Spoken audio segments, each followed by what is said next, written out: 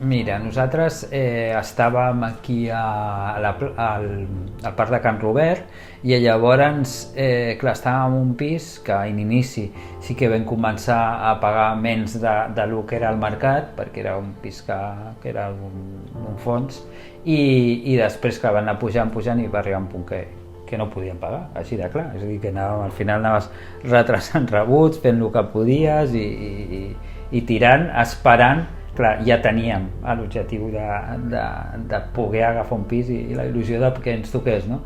Perquè clar, era insostenible el tema del lloguer. I bueno, i quan vam veure que ens havia tocat, pues, clar, no ens ho podíem creure, perquè clar, sí que és veritat que esperes i dius, creus que sí, però clar, és que hi ha molta gent que vol optar a una vivenda així.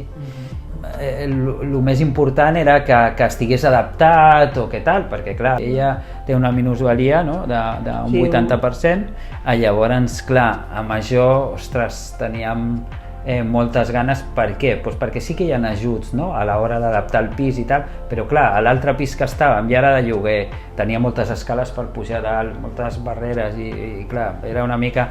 I clar, quan ens van dir, ostres, tal, pues aquest pot estar adaptat, encara que siguessin els banys o les dutxes o tal, i bueno, la veritat és que això, clar, ens encaixava molt bé.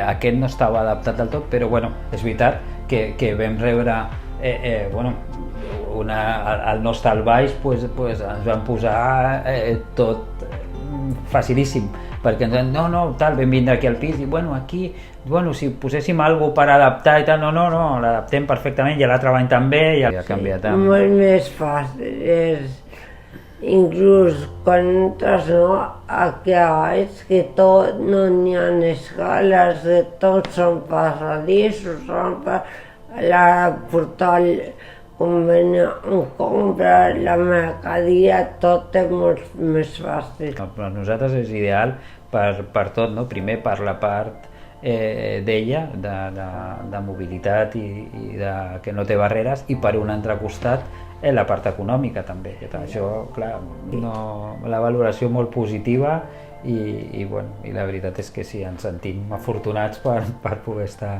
aquí amb la situació que tenim ara.